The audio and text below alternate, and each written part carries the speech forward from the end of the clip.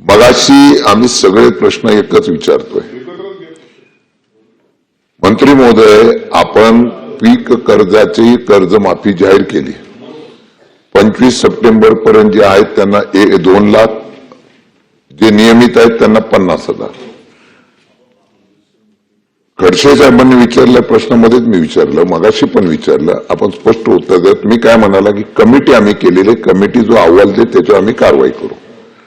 तोपर्यंत ह्या बँका मागे लागलेल्या आहेत। आमचं म्हणणं एवढंच आहे, पुनर्गठन करण्याच्या, आता ज्यांनी पुनर्गठन केलं त्याची चूक काय? त्यांनी परत कर्ज केलं, त्याला आज लाभक्षे याच्यामध्ये बसवलं पाहिजे ना तुम्ही। माझे 2 प्रश्न आहेत, त्याचं उत्तर स्पेसिफिक द्यावं, नाहीतर हे कर्जमाफी तुम्ही फसवी केली अशा प्रकारचा चर्चा शेतकऱ्यामध्ये होईल। आपल्याला मी स्पष्ट शब्दात एवढंच विचारलं की ही जी कर्जमाफी केलेली आहे ती किती दिवसामध्ये बँकांना देणार, जेणेकरून बँक या सर्व कर्जमाफीच्या माध्यमातून या शेतकऱ्यांना परत कर्ज घेण्यासाठी, ही नील झालं की परत कर्ज घेण्यासाठी त्यांना मदत करू शकते। पुनर्गठन झालेल्या सुद्धा याचा लाभ मिळणार का, आणि किती दिवसामध्ये ही कर्ज वाटप आपण जाहीर केलेलं आहे ते कर्जमाफी आपण जाहीर करणार? अमोल मिटकरी मध्ये स्कोपला धरूनच प्रश्न आहे, पण सदाभाऊ खोतांनी प्रश्न विचारल्यानंतर माननीय सहकार मंत्र्यांनी सांगितलं की शेतकऱ्यांनी अर्ज केल्याशिवाय त्याचं परस्पर पुनर्गठन होत नाही, म्हणजे परस्पर पुनर्गठनाचा विषय येत नाही। माझ्या जिल्ह्याच्या संदर्भातल्या लक्षवेधीच्या उत्तरात 2250 शेतकऱ्यांचं परस्पर पुनर्गठन केल्याची तक्रार होती। काय केलं त्या बँकेचं?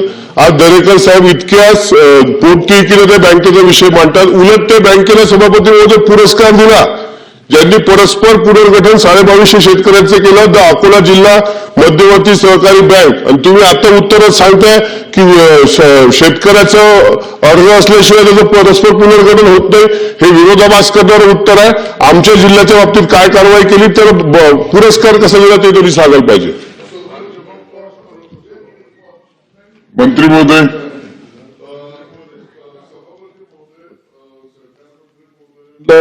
शशिकांत शिंदे साहेबांनी विचारलं त्या अनुषंगानं की आपण 2025 सप्टेंबर पर्यंत जे शेतकरी थकबाकीदार आहेत त्यांना आपण कर्जमाफी देणार आहे। हे जर पैसे लवकर जमा नाही झालं तर नव्यानं पीक कर्ज आता मे मध्ये शेतकऱ्याला घ्यावं लागणार आहे, ते मिळणार नाही। तर जोपर्यंत पैसे जमा होत नाहीत आणि ते जरी नाही झाले तरी 2 लाखाच्या आत ज्याचं कर्ज आहे त्या शेतकऱ्याला नव्यानं पीक कर्ज देण्याबाबत बँकेला आदेश आपण देणार का? मंत्री महोदय, सगळे झाले होते। सभापती महोदय, कर्ज माफीच्या संदर्भामध्ये 30/6/25 अखेर थकबाकीत जे शेतकरी कर्जबाकी थकबाकीत आहेत ते पात्र आहेत, पहिला मुद्दा। दुसरा मुद्दा की या लोकांना कर्ज देणाऱ्या त्या लोकांना देखील आज आपल्या बँकेच्या माध्यमातून कर्जाचे पैसे आहेत का असं त्यांनी विचारणं केलं होतं। आता त्यांची वसुली होईल, त्याच्यातून आपल्याला 800 कोटी जमाजात होतील आणि बँकेचे काही पैसे आहेत।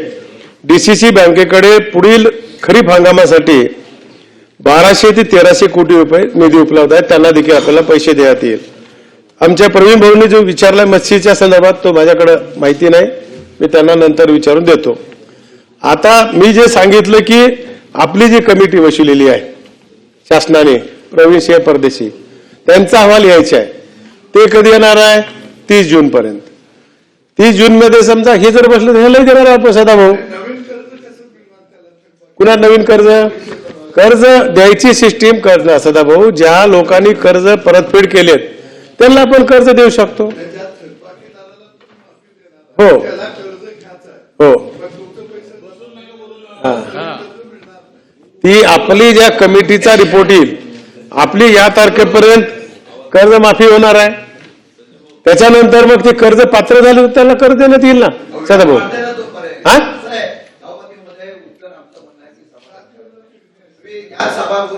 कर्जमाफी करताय, जाहीर केल्यानंतर आमची विनंती आहे तो कर्जमाफी होते म्हणून तो शेतकरी कर्ज भरत नाही, व्याज चालू झालेला आहे, तुम्ही स्पेसिफिक सांगा ना इतक्या दिवसामध्ये करणार आहे, नाही तर तो मरून जाईल कर्ज व्याजाच्या 30 जून माध्यमातून. सांगितलं ना त्यांनी 30 जूनची तारीख दिली. शेती दोन गोष्टी बघा, सगळ्याचं उत्तर देतो, सगळ्याचं उत्तर देतो, थोडं ऐकून घ्या आमचं.